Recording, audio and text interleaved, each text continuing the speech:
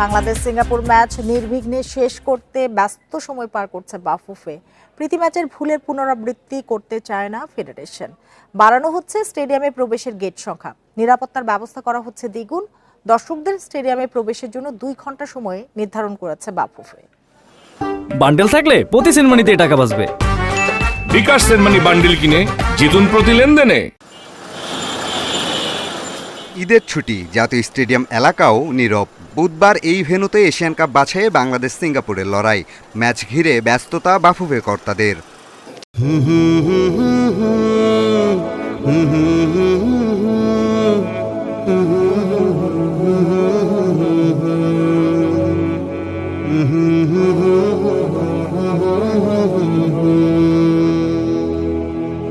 হঠাৎ একদিন আসবে রে জম, ফুরাবে এই দেহের দম, সেদিন আমার নাম হবে শুধুই মরা লাশ।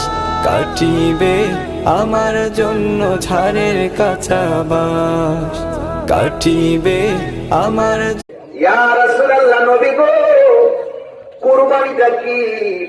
আল্লাহর হাবিব বলেন এই কুরবানিটা হলো হযরত ইব্রাহিম আলাইহিস সালামের সুন্নাত। আমার নবীকে প্রশ্ন করা হয়, ইয়া রাসূলুল্লাহ, ইয়া হাবিবাল্লাহ, কুরবানির মধ্যে কি রয়েছে? কুরবানির মধ্যে কি ফজিলত রয়েছে? আল্লাহর হাবিব বলেন, শোনো শোনো, কুরবানির মধ্যে কি পুরস্কার রয়েছে শুনে যাও। কারণ যে ব্যক্তি কুরবানি করবে, কুরবানির পশুর গায়ে।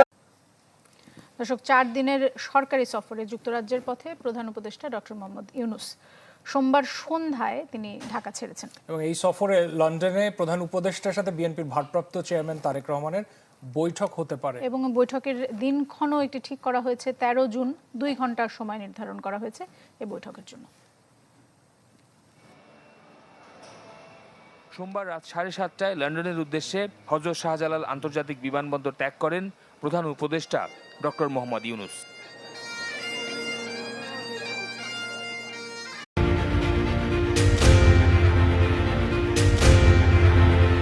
বাংলাদেশের অন্তর্বর্তীকালীন সরকারের প্রধান উপদেষ্টা অধ্যাপক ডক্টর মোহাম্মদ ইউনূস 4 দিনের সরকারি সফরে যুক্তরাজ্যে পাড়ি জমাচ্ছেন আজ।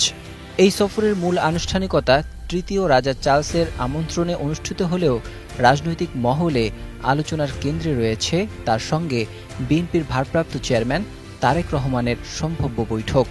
সরকারি একটি সূত্র জানিয়েছে, লন্ডন সফরকালে ডক্টর মোহাম্মদ ইউনূস ও তারেক রহমানের মধ্যে একটি সৌজন্য সাক্ষাতের